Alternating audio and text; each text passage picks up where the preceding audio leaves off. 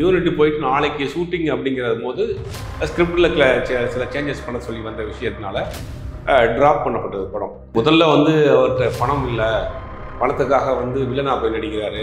ஆனால் ஆல்ரெடி அவங்களுக்குள்ள ஒரு சின்ன ஒரு மனக்கசப்பு இருந்துச்சு ஆரம்பத்தில். அடுத்தடுத்த படத்தினுடைய வெற்றி தான் சிவகார்த்திகேயனுடைய இடத்தை தக்க வைக்குமா இல்லை தள்ளிட்டு விடுமா அப்படிங்கிறது தெரியும். இல்லை, ரசிகர்களுக்கு ஒரு பெரிய ஒரு பயம் இருக்குத்தானே செய்யும். ஏற்கனவே வந்து கங்குவா மாதிரி ஒரு மிகப்பெரிய ஒரு ஃப்ளாப் படம் கொடுத்த ஒரு டைரக்டர் நம்ம ஹீரோவை வச்சு எது அந்த மாதிரி பண்ணி வரோங்கிற ஒரு அச்சம் இருக்கு. இந்த கங்குவா படமே சிறுத்தை சிவாவை பொறுத்த வரைக்கும் அவர் ஒரு தப்பான ஒரு அட்டெம்ப்ட். அவர் ஒரு கமர்ஷியலான ஒரு hero. Vijay YouTube channel viewers அனைவருக்குமே வணக்கம். இன்னைக்கு நமக்கு தெரியாத நிறைய விஷயங்களை நம்மளோட பகிர்ந்து கொள்வதற்காக நம்மளோட இருந்திருக்கிறார் பத்திரிகையாளர் திரு சுபேர் அவர்கள். வணக்கம் சார். வணக்கம். சிவகார்த்திகேயன் அவர்கள் அமரோட முன்னாடி வரைக்கும் 35 கோடி இருந்தால் சம்பளம் வாங்கிட்டது. ஆனால் அமரோட மூவியோட வெற்றிக்கு அப்புறம் 75 கோடி வரைக்கும் சம்பளம் வாங்கதான் சொல்றாங்க. இது உண்மையா சார்? ஆமாம், அது ஒரு வெற்றி தான் வந்து ஒரு நடிகருடைய சம்பளம் தீர்மானிக்கும். ஒரு படத்தினுடைய வெற்றி தான் அடுத்த படத்தினுடைய சம்பளத்தை தீர்மானிக்கும். ஏறக்குறைய ஒரு மிகப்பெரிய வெற்றி படம் அமரன். அது வந்து ஒரு சிவகார்த்திகேயனுடைய கேரியர்லேயே மிகப்பெரிய கலெக்ஷனை கொடுத்த படம், மிகப்பெரிய வெற்றி படம். சம்பளம்ங்கிறது வந்து 75 கோடி அப்படின்னு ஒரு டார்கெட் சொல்கிறாங்க. கிட்டத்தட்ட 50 கோடி ரூபாய் கிட்ட வரைக்கும் அவர் சம்பளம் கேட்கறதுக்கு வாய்ப்பு இருக்கு. அமரன் மூவிக்கு முன்னாடி சிவகார்த்திகேயன் அவர்கள் சிபி சக்கரவர்த்தி அவர்களோட மூவி தான் கமிட் பண்ணியிருந்தாங்க. சில காரணத்துல ஷூட்டிங் நடக்காம இருந்திருக்கு. இப்போ இந்த ஷூட்டிங் நடக்கும்போது சிவகார்த்திகேயன் அவர்கள் இந்த படத்துக்கு சம்பளம் அதிகமாக வேணும் அப்படின்னு கேட்கறதுக்கு வாய்ப்பு இருக்கா? இல்லை, அப்படி கிடையாது. முதல்ல அட்வான்ஸ் ஒரு படத்துக்கு வாங்கியிருப்பாங்க. அந்த படத்துக்கு என்ன சம்பளம் பேசி ஃபிக்ஸ் பண்ணியிருக்காங்களோ அந்த சம்பளம் தான். அது அக்ரிமெண்ட் போட்டிருப்பாங்க. அதனால் அதை மீறியே பண்ண முடியாது. புறநானூறு ஒரு படம் முதல்ல சூர்யா அவர்கள் நடிக்கிறதா இருந்துச்சு. அதுக்கப்புறம் சில காரணத்தினால தனுஷ் அவர்கள்கிட்ட அந்த வாய்ப்பு போச்சு. ஆனால் தனுஷ் அவர்களுக்கு போன வாய்ப்பை சிவகார்த்திகேயன் அவர்கள் 30% சொல்கிறாங்களே, இது உண்மையா சார்? இல்லை, சூர்யா வைத்து இந்த புறநானூறு படத்தை 2D சூர்யாவுடைய கம்பெனி ஸ்டார்ட் பண்ணுறதா இருந்தது. படத்தினுடைய ஷூட்டிங்க்கு யூனிட்டே போயிடுச்சு மதுரைக்கு. யூனிட் போயிட்டு நாளைக்கு ஷூட்டிங் அப்படிங்கிற போது ஸ்கிரிப்டில் சில சேஞ்சஸ் பண்ண சொல்லி வந்த விஷயத்தினால ட்ராப் பண்ணப்பட்டது படம். ட்ராப் பண்ணப்பட்டு அதற்கு பிறகு அந்த கதை தனுஷ்கிட்ட போய் தனுஷ் பண்ணுறதாக இருந்து தனுஷுடைய டேட் இஷ்யூனால அது அப்புறம் மிஸ் ஆகி அதுக்கு பிறகு தான் இப்போ சிவகார்த்திகேயன் பண்ணி இப்போ ஷூட்டிங் நடந்துகிட்டு இருக்கு. அப்போ அப்படிங்கும்போது சிவகார்த்திகேயனாக போய் கேட்கல, 2-3 பேர்த்துல போய் சுற்றி வந்து டேட்டு சில யாருக்கு சரியாக அமைஞ்சோ சிவகார்த்திகேயன் வச்சு பண்ணுறாங்க. புறநானூறு படத்தில் ஜெயம் ரவி அவர்கள் வில்லன் நடிக்க இருக்காரு. இதுக்கு 2 காரணம் சொல்கிறாங்க. ஒன்று என்னன்னா, ஆர்த்தி அவர்களை விட்டு அவங்க பிரிஞ்சதுக்கு அப்புறம் அவர்கிட்ட பணம் எதுவுமே இல்லை, மொத்தமாக ஆர்த்தி கிட்ட தான் இருக்குது அப்படின்னு ஒரு செய்தி சொல்கிறாங்க. இன்னொருத்தர் இப்போ மக்கள் என்ன சொல்கிறாங்கன்னா, ஜெயம் ரவிக்கு தொடர்ந்து பல தோல்வி படம் இருந்துச்சு, அதனால ஒரு புதுசாக ட்ரை பண்ணி பார்ப்போம் அப்படின்னு ட்ரை பண்ணதான் சொல்கிறாங்க. இல்லை, இது முதல்ல வந்து அவர்கிட்ட பணம் இல்லை, பணத்துக்காக வந்து வில்லனாக போய் நடிக்கிறாரு அப்படிங்கிற ஒரு செய்தியை பரப்பிட்டு அது முதல்ல தவறு. புறநானூறு படத்து பூஜை போட்ட அன்னைக்கே இவர் ஹீரோவா நடிக்க டாடா படத்தினுடைய டைரக்டர் கணேஷ் பாபு டைரக்ட் பண்ற படத்துக்கு பூஜை நடந்துச்சு. இவர் ஹீரோவா நடிக்கிற படத்துக்கு. அப்படி இருக்கும்போது ஒரு படத்துல ஹீரோவா நடிச்சிட்டு இருக்கப்ப எப்படி போய் வில்லனா நடிப்பாரு? புறநானூறு கதையில எப்படி நம்ம வேலைக்காரர்ல ஃபகத் பாசிலுடைய கேரக்டர் எப்படி முக்கியமான ஒரு இம்பார்ட்டன்ட் கேரக்டரோ அந்த மாதிரி புறநானூறு படத்துல ஒரு முக்கியமான ஒரு கேரக்டர். அதனால அந்த கதை பிடிச்சி போய் அது நடிக்கிறதுக்கு ஸ்கோப் இருக்கு அப்படின்னு தெரிஞ்சதுனால சம்பளமும் பெரிய சம்பளம் கொடுத்துருக்குறாங்க. அதனால அப்புறம் பட வாய்ப்பு இல்லை, பணமே இல்லை, அதனால தான் போய் இப்படி பண்ணான்றது அது யாரோ ஒரு கலப்பி விட்டுறாங்க, தப்பான தகவல். வணங்கான் மூவியோட ஆர்டர் லான்ச் மற்றும் பாலா 25 அப்படிங்கிற ப்ரோக்ராம் சமயத்தில் நடந்துச்சு. இந்த ப்ரோக்ராமுக்கு அருண் விஜய் அவர்களே சிவகார்த்திகேயனை கூப்பிட்டதா சொல்கிறாங்களே. ஏற்கனவே அவங்க 2 பேருக்குள்ள ஒரு மனஸ்தாபம் இருந்தாலும் சிவகார்த்திகேயனோட தான் அடுத்து விஜயோட இடத்த பிடிக்க போகிறது. ஸோ அவர் கூட பிரச்சனை பண்ண வேணாம், நெருக்க பயணம் அப்படிங்கிறதுக்காக பண்ணதா சொல்கிறாங்களே, இது உண்மையா சார்? இல்லை, அருண் விஜய் தான் சிவகார்த்திகேயனை கூப்பிட்டுருக்கிறார் இந்த படத்தில். பாலா 25 அப்படிங்கிறது டைரக்டர் பாலா சினிமாவுக்கு வந்து 25 வருஷம் ஆச்சு. வணங்கான் படத்தினுடைய ஆடியோ லான்ச் 2யும் சேர்ந்து பிரம்மாண்டமாக பண்ணுறாங்க. அப்போ ஒரு யங் ஹீரோ கேட்டகரியில் இருக்கக்கூடிய, அது இப்போ பீக்கில் கரண்டில் இருக்கக்கூடிய ஹீரோ அப்படின்னா சிவகார்த்திகேயன் ஒரு பெரிய லெவலில் இருக்கிறார்.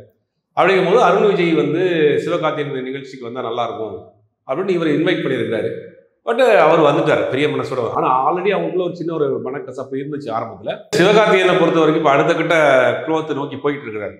அப்படிங்கும்போது தன் மேல் உள்ள நெகட்டிவ் இமேஜஸ் எல்லாத்தையுமே கொஞ்சமாக சரி பண்ணக்கூடிய வேலையை செஞ்சுக்கிட்டு இருக்கிறாரு. அதை வந்து பார்த்தாலே தெரியும். அதுமாதிரி படத்தினுடைய லைனப் பார்த்தீங்கன்னா அந்த பெரிய பெரிய டைரக்டர்ஸோடைய லைனப்பு, அது இண்டஸ்ட்ரிக்குள்ளேயே அவருக்குள்ளே இருக்கக்கூடிய சில பிரச்சனைகள்லாம் எதுவுமே இருக்கக்கூடாது அப்படிங்கிற மாதிரியான அந்த ஒரு இமேஜை பில்ட் பண்ணுற வேலையும் செய்கிறாரு.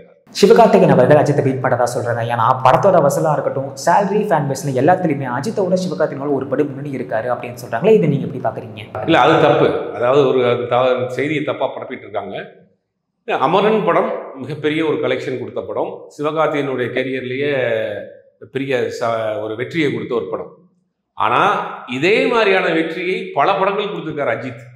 இவர் இந்த ஒரு படத்துலாம் கொடுத்துருக்காரு. அடுத்தடுத்த படத்தினுடைய வெற்றி தான் சிவகார்த்திகேயனுடைய இடத்தை தக்க வைக்குமா இல்லை தள்ளிட்டு விடுமா அப்படிங்கிறது தெரியும். இந்த படம் ஒரு மிகப்பெரிய வெற்றி படம். அதுக்காக அஜித் வந்து தொடர்ந்து இதே மாதிரி பல வெற்றி படங்களை கொடுத்துருக்காரு. இன்னைக்கு மிகப்பெரிய ஒரு சம்பளம் வாங்குறாரு. இன்னைக்கு அவர் மிகப்பெரிய ஒரு ஓப்பனிங் இருக்கு. உடனே அஜித்தினுடைய இடத்தை தள்ளிட்டு ஒரு மேலே வந்துட்டாரு அப்படின்னு சொல்றதெல்லாம் வந்து அது சும்மா ஒரு இமேஜினுக்காக சொல்றப்பட்ட விஷயமா ஒழிய வெற்றி தான் ஒரு ஹீரோவை தீர்மானிக்கும். அந்த வெற்றி முதல் வெற்றி எடுத்திருக்கிறாரு. தொடர் வெற்றி தான் அந்த இடத்தை அவரை தக்க வைக்கும்.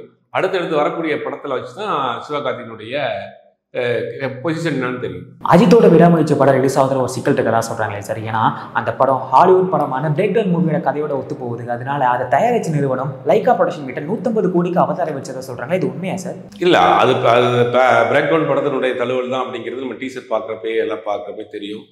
அது 97 வந்த ஒரு படம். சென்னையில அந்த படம் ரிலீஸ் ஆச்சு. ஏறக்குறைய அதை அந்த தழுவி தான் எடுத்துக்கிறாங்க. அவங்க எது பெர்மிஷன் வாங்கினாங்களா என்னன்னு தெரியல. பட் அவங்க 150 கோடி அப்படின்னு ஒரு அமௌண்ட் சொல்றாங்க. பட் அந்த அமௌண்ட்டு அது ஒன்றும் ஃபைனலைஸ் ஆகலை. ஆனால் அவங்க ஒரு அமௌண்ட் கேட்டிருக்கிறாங்க. அதுக்கு உண்டான பேச்சுவார்த்தைகள் இப்போ நடந்துட்டு இருக்கு. இப்போ இந்த பிரச்சனையில் சூப்பர் ஸ்டார் அவர்கள் தலையிட்டு அபதாரத்தை 30 கோடிக்கு குறைச்சதா சொல்றாங்க. இது உண்மையா சார்? இல்லை, ரஜினி அவர்கள்லாம் தலையிடல. இது லைக்காவுக்கே அங்கே யூஎஸ்ல நிறுவனங்கள்லாம் இருக்கு. லைக்கா மொபைல்ஸே அங்கே வச்சு நடத்திட்டு இருக்கிறாங்க. அதனால அந்த தரப்புல இருந்து படத்தை ரிலீஸ் பண்றதுக்கு முன்னாடி இந்த மாதிரியான பிரச்சனைகளை பேச்சுவார்த்தை நடத்திட்டு இருக்காங்க. அஜித் அவர்கள் கிட்ட சொல்றதுக்கு இப்போ 2 பேர் ரெடியா இருக்காங்க. ஒன்று சிறுத்தை சிவா மற்றும் வெங்கட் பிரபு அவர்கள். 2 பேர்ல அஜித் அவர்கள் யாருக்கு வாய்ப்பு கொடுப்பாங்க? சிறுத்தை சிவாவுக்கு தான் கொடுப்பாங்க. அஜித்தை பொறுத்த வரைக்கும் வெற்றி தோல்விங்கிறதெல்லாம் அவர் பார்க்க மாட்டார். அவர் வந்து நட்புக்கு ரொம்ப முக்கியத்துவம் கொடுக்கும் நபர். அதே மாதிரி ஒரு நண்பர் ஒரு பெரிய ஒரு தோல்வி படம் கொடுத்துட்டு ஒரு சோர்வா இருக்கிற நேரத்தில் கை கொடுத்து தூக்கி விடணும்னு தான் நினைப்பார். கண்டிப்பா சிறுத்தை சிவா அஜித் காம்பினேஷன் தான் அடுத்த படம். அதுக்கு அடுத்த படம் வேணா வந்து வெங்கட் பிரபு பண்ணுவார். ஆனால் அஜித்தை பொறுத்தவரைக்கும் கொடுத்த வாக்கை காப்பாற்றுவார். அதனால கைவிட்டுற மாட்டார். சிறுத்தை சிவாவோடு சேர்ந்து படம் பண்ணுவார். ஆனால் ரசிகர்கள் என்ன சொல்றாங்கன்னா, சமீபத்தில் தான் கங்குவா படம் பயங்கரமான தோல்வியாச்சு, அதனால சிறுத்தை சிவா கூட படம் பண்ண வேணாம் சொல்றாங்களே சார். இல்லை, ரசிகர்களுக்கு ஒரு பெரிய ஒரு பயம் இருக்குத்தானே செய்யும். ஏற்கனவே வந்து கங்குவா மாதிரி ஒரு மிகப்பெரிய ஒரு ஃப்ளாப் படம் கொடுத்த ஒரு டைரக்டர் நம்ம ஹீரோவை வச்சு எது அந்த மாதிரி பண்ணி வரோங்கிற ஒரு அச்சம் இருக்கு. பட்டு ஆல்ரெடி ஒரு சில டேரக்டருக்கு என்னன்னா ஒரு சில ஹீரோவோட சேர்றப்ப அதே மாதிரி பண்ணுவாங்க. எஸ்பி முத்துராமன் சார் என்ன பண்ணுவார் அப்படின்னா கமலஹாசனுக்கு ஒரு மாதிரி பண்ணுவார் படம். இந்த பக்கம் ரஜினிகாந்துக்கு ஒரு மாதிரி பண்ணுவார். சகலகலா வல்லவன் அவரை வச்சு பண்ணுவார். இந்த பக்கம் தம்பிக்கு எந்த ஊருன்னு இவரை வச்சு ஒரு கமர்ஷியல் படம் பண்ணுவார். அப்போ ஒவ்வொரு டைரக்டருக்கும் ஒரு ஹீரோவுக்கும் ஒரு சில விஷயங்கள் ஜெல்லாகும். அந்த மாதிரி அஜித்துடைய பல்ஸ் தெரிஞ்ச நபர் தான் இவர் சிறுத்தை சிவா. ரெண்டாவது பரிசில் நல்ல நண்பர்கள் 2 பேரும். அப்படிங்கும்போது அவருடைய பல்ஸை தெரிஞ்சு அஜித் ரசிகர்கள் என்ன எதிர்பார்ப்பாங்க அப்படிங்கிறது பண்ணியிருப்பாரு.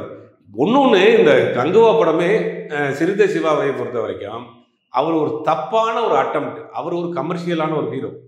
இப்போ இதே சூர்யாவை வச்சு ஒரு பக்காவான ஒரு கமர்ஷியல் படம் பண்ணான்னா பக்காவாக கமர்ஷியல் படம் பண்ணியிருப்பார். ஒரு எக்ஸ்பெரிமெண்ட் மாதிரி இருக்கட்டும் அப்படின்னு ஒரு புது அட்டம்ப்ட் ஒன்று பண்ணது தான் அது மிஸ் ஆகி போச்சு. அது எல்லா டேரக்டருக்குமே நடந்திருக்கும், எல்லா ஹீரோவுக்குமே அந்த மாதிரி நடந்திருக்கு. விஜய் சேதுபதி ஆரம்பத்தில் பீக்கில் வந்துட்டு இருக்கப்ப ஆரஞ்சு மிட்டாயின்னு ஒரு படம் பண்ணுறாரு. ஒரு எக்ஸ்பெரிமெண்ட்டாக பண்ணுவோம்னு அப்படி ஒரு ஆசை வரும். அது சில பேருக்கு கை கொடுக்கும், சில பேருக்கு கை கொடுக்காது. அதுக்காக ஒரு படம் சரியாக போகலன்னா அந்த டேரக்டர் மொத்தமாகவே வந்து ஒரு வேஸ்ட்டு, அவர் நல்ல படமே பண்ண மாட்டாருன்னு ஒரு முடிவு வரக்கூடாது. அவர் ஒரு கமர்ஷியலான டேரக்டர். சிறுத்தை மாதிரி கமர்ஷியலாக படம் பண்ண டேரக்டர் ஒரு புதிய ஒரு பீரியட் படம் ஒரு எக்ஸ்பெரிமெண்ட் படம் பண்ணார். அது அவருக்கு சரியாக செட் ஆகும். மேபி அஜித்தை வச்சு ஒரு கமர்ஷியல் படம் பண்ணுறப்ப அந்த படம் அவருக்கு கை கொடுக்கலாம் இல்லையா? விஜய் சேதுபதி அவர்கள் டாக்டர் ஹரி கூட சேர்ந்து ஒரு படம் போகிறதா சொல்கிறாங்க. பட் அவரோட கடைசி படம்லாம் பார்த்தீங்கன்னா மகாராஜா கடைசி வயசாகி போடுற கதையை பேஸ் பண்ண மாதிரி படம் மட்டும் தான் பண்ணிட்டு இருந்தார். இப்போ திருப்பி டாக்டர் ஹரி கூட சேர்ந்து பழையபடி கமர்ஷியல் படத்தை இறங்க போகிறாரா? இல்லை, ஒருவேளை அந்த கதை அவருக்கு ரொம்ப பிடிச்சி போயிருக்கலாம். ஹரி சொன்ன ஒரு கதை வந்து அவருக்கு பிடிச்சி போயிருக்கலாம். ஒரு கமர்ஷியல் படம் பண்ணுவோம். ஏன்னா மகாராஜா படத்தில் ஒரு 10-15 வயசு பொண்ணுக்கு அப்பாவை நடிச்சிருக்காரு. அடுத்த படம் பார்த்தா ஒரு படமும் கொஞ்சம் அவர் அந்த ஏஜுக்குள்ள கேரக்டர் இல்லை. ஒரு கமர்ஷியல் படம் பண்ணணும்ல, எப்படி ஒரே மாதிரி படம் பண்ணிட்டு இருந்தா என்ன பண்ண முடியும்? அதனால ஒரு கமர்ஷியல் படம் பண்ணுவோம், ஒரு ஆக்ஷன் படம் பண்ணுவோம் அப்படிங்கிறது அவருக்கு வந்திருக்கலாம். அது ஹரி சொல்லப்பட்ட கதை அவருக்கு ரொம்ப பிடிச்சி போச்சுதா சொல்றாங்க. அதனால அந்த படம் கமிட் ஆயிருக்கு. இட்லி கடை படம் ஷூட்டிங் போயிட்டு இருக்கும்போது தனுஷ் அவர்கள் மயக்கப்பட்டு ஒன்றதா சொல்றாங்களே, இப்போ அவர் எப்படி இருக்காரு சார்? நார்மல் ஆகிட்டார். சும்மா நார்மல் ஃபீவர் தான். நார்மல் ஆகிட்டு அடுத்த படத்துடைய வேலைகளுக்கெல்லாம் போயிட்டார். மயக்கம் போட்டுலாம் விடல. அவருக்கு அங்கே நாள் ஃபீவராக இருந்திருக்கு. ஷூட்டிங்கை பேக்கப் பண்ணிட்டு வந்துருக்காங்க. சரியாயிட்டார். நார்மலாக மற்ற வேலைகள் ஆரம்பிச்சிட்டாங்க. அந்த படத்தோட ஷூட்டிங் இப்போ எந்த நிலைமையில இருக்கு? ஆல்மோஸ்ட் படம் முடிஞ்சது. ஒரு சாங்கு மற்ற சின்ன சின்ன போர்ஷன் தான் பேலன்ஸ் இருக்கு. ஆல்மோஸ்ட் படம் முடிஞ்சது. தனுஷ் அவர்கள் அடுத்து ஹாலிவுட்ல படம் பண்ண படம் அதை பத்தி கொஞ்சம் அப்டேட் சொல்லுங்க. இல்லை அப்டேட்னா ஆல்ரெடி ஒரு படம் பண்ணியிருக்காரு. ஆல்ரெடி ஃபாக்ஸ் ஆஃப் ஸ்டுடியோவுக்கு ஒரு படம் பண்ணியிருக்காரு. அதே கம்பெனிக்கு தான் இந்த படம் பண்ணுறாரு. நெக்ஸ்ட் ஜனவரிக்கு பிறகு அது டேட் ஆஃபீஸியராக அனௌன்ஸ் பண்ணுவாங்க. சார் ரீசெண்டாக சிம்பு அவர்கள் மற்றும் யுவன் சங்கர் ராஜா ஒன்றா சேர்ந்து ஒரு கான்சர்ட் ஒன்று பண்ணியிருந்தாங்க. அந்த கான்சர்ட் மக்கள்கிட்ட பயங்கரமான வரவேற்பு பெற்றுச்சு. அதை தொடர்ந்து சிம்பு அவர்கள் தொடர்ந்து நிறைய கான்சர்ட் பண்ண போகிறதா சொல்கிறாங்களே, அவர் தொடர்ந்து கான்சர்ட் பண்ணிட்டு இருந்தா அவரோட படங்கள் எதுவும் பாதிக்காதா? இல்லை அடுத்த படம் இப்போ தக் லைஃப் படத்தை டப்பிங் கொண்டு முடிச்சுட்டு வெளியே வந்துட்டார். நெக்ஸ்ட் இயர் சம்மருக்கு அந்த படம் ரிலீஸ் ஆகுது. அது ஏறக்குறைய ஒரு 2 ஹீரோ மாதிரி தான். கமல் ஒரு ஹீரோ, இவர் எஸ்டிஆர் ஒரு ஹீரோ தான். அந்த படம் முடிஞ்சிச்சு.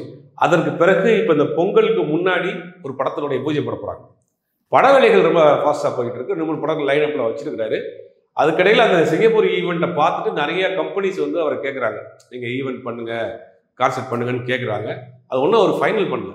இப்போ இம்மிடியட்டாக பொங்கல் கழிச்சு அவர் ஒரு படம் ஷூட்டிங் ஆரம்பிக்க போகிறாங்க. கவினோட அடுத்த படத்தில் அனிருத் அவர்கள் தான் மியூசிக் டைரக்டர் ஃபிக்ஸ் பண்ணியிருந்தாங்க. பட் அவர் அந்த படத்தை விட்டு விலகிட்டாரு. அதுக்கு காரணம் என்ன சொல்கிறாங்கன்னா, ஜெயிலர் 2 படத்துக்கு கேட்ட மாதிரியே இந்த படத்துக்கும் அதிகப்படியான சேலரி கேட்டது ஒரு காரணமாக சொல்கிறாங்க. இன்னொரு காரணம் என்ன சொல்கிறாங்கன்னா, அனிருத் அவர்கள் நம்மகிட்ட ஆல்ரெடி நிறைய பெரிய ஹீரோஸோட படம்லாம் இருக்குது, அதனால இந்த மாதிரி படம்லாம் பண்ண வேணாம் அப்படின்னு விலகிட்டதா சொல்கிறாங்களே, இது எது சார் உண்மை? இல்லை அனிருத்தோட லைனப் பார்த்தீங்கன்னா எல்லாருக்கும் தெரியும். இந்த விடாமுயற்சி லாஸ்ட்டாக டிலே ஆனதுக்கு அனிருத்தும் ஒரு சாங் கொடுக்கல, அதுவும் காரணம்.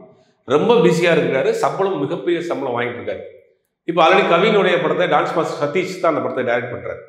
அப்படிங்கும்போது அது ஒரு பட்ஜெட்டுக்குள்ளே படம். இப்போ கவினை வச்சு இந்த பட்ஜெட்டுக்குள்ளே ஒரு படம் பண்ணால் தான் வந்து அதை வந்து அவங்களுக்கு இப்போ ப்ரொடியூசருக்கு வந்து பாதிப்பு இல்லாமல் இருக்கும். இப்போ சம்பளமே கவினை காட்டிலும் இப்போ 2 மடங்கு சம்பளம் வந்து ஒரு மியூசிக் டைரக்டர் கொடுத்து அந்த படம் பண்ணி அது பிஸ்னஸ் வைஸ் பண்ணுறப்போ அவங்களுக்கு சிக்கலாகும். அதனால் லைனப்பும் அனிருத்தோட லைனப்பும் பெரிய லைனப்பு, சம்பளமும் பெரிய சம்பளம்.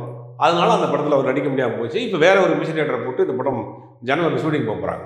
கார்த்திக் சுப்ராஜ் டைரக்ஷனில் சூர்யா அவர்கள் நடிச்சிருக்க படம் தான் ரெட்ரோ. இந்த படத்துக்கான கதையை கார்த்திக் சுப்ராஜ் அவர்கள் சூப்பர் ஸ்டார் ரஜினியோட 2 படத்துலேருந்து பேஸ் பண்ணி எடுத்ததா சொல்கிறாங்களே சார், உண்மையா? இல்லை அது தவறான தகவல். அது 95, 96 காலகட்டங்களில் நடந்த ஒரு கதை.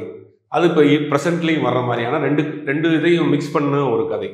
இது யார் அப்படி கிளப்பி விட்டாங்கன்னு தெரியல. இது வேற ஒரு டைப் ஆஃப் மூவி. அது இன்னைக்கு எங்களுக்கு தெரியாத நிறைய விஷயங்கள் எங்களோட பகிர்ந்துக்கிட்டு ரொம்ப நன்றி சார். இந்த வீடியோ உங்களுக்கு பிடிச்சினா லைக், கமெண்ட், ஷேர் பண்ணிக்கோங்க. இதே போன்ற வீடியோக்களை தொடர்ந்து பார்க்க பிகினிங் சேனலை சப்ஸ்கிரைப் பண்ணிக்கோங்க.